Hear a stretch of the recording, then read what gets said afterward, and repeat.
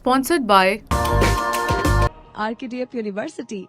In what comes as a sigh of relief for Israel, the country's strongest ally, the US, intends to move forward with a plan to sell more than $1 billion worth of new weapons to Jerusalem to assist the country in defending itself from Hamas terrorist group. Interestingly, the notification of the potential transfer of arms to Israel comes just days after President Biden withheld the shipment of bombs to Israel in an ultimatum for PM Benjamin Netanyahu to avert civilian casualties in Rafah.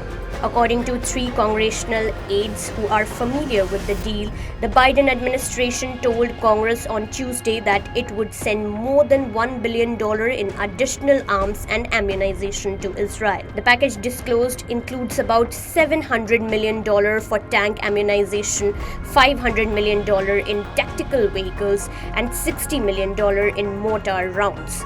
The latest arms deal is the first to Israel that has been revealed since the President Joe Biden administration paused another arms transfer consisting of 3,500 bombs of up to 2,000 pounds each, citing concerns over civilian casualties in Gaza. That if they go into Rafah, they haven't gone into Rafah yet. If they go into Rafah, I'm not supplying the weapons that have been used historically to deal with Rafah, to deal with the cities, to deal with that problem. We're going to continue to make sure Israel is secure in terms of Iron Dome and their ability to respond to attacks like came out of the Middle East recently. But it's just wrong. We're not going to supply the weapons and the artillery shells used that have been used. Artillery shells as well. Yeah, artillery shells. Defending the US stance of blocking the imminent weapon delivery to Israel, President Biden asserted he would block the delivery of weapons such as bombs and missiles that could be fired into the densely populated area where more than 1 million Palestinians are sheltering.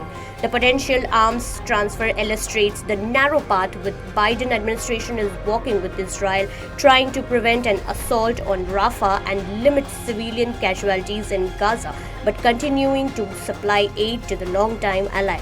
Notably, when the US had given the ultimatum to Israel, PM Benjamin Netanyahu, while outrightly refusing to bow down to Washington's warning, declared that if needed, Israel would stand alone and fight with fingernails.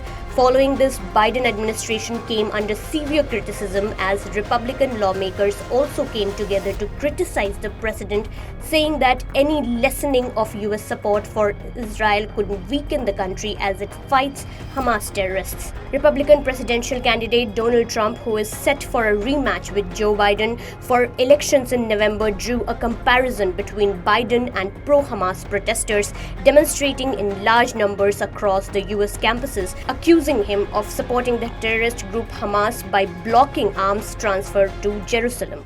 Biden is doing with respect to Israel is disgraceful.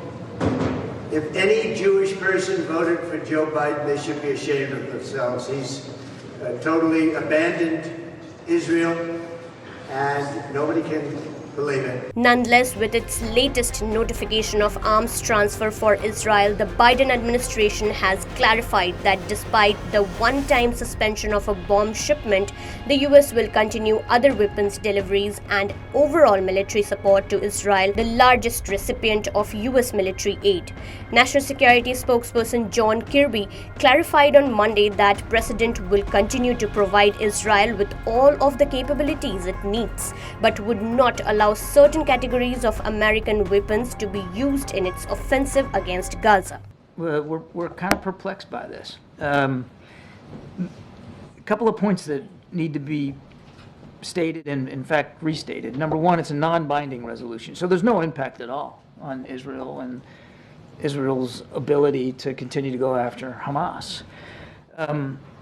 Number two, as I said in my opening statement, it does not represent a change at all in our policy. It's very consistent with everything that we've been saying we want to get done here. And we get to decide what our policy is. The Prime Minister's office seems to be indicating through public statements that we somehow changed here. We haven't. And we get to decide what our policy is. It seems like the Prime Minister's office is choosing to create a perception of daylight here when they don't need to do that.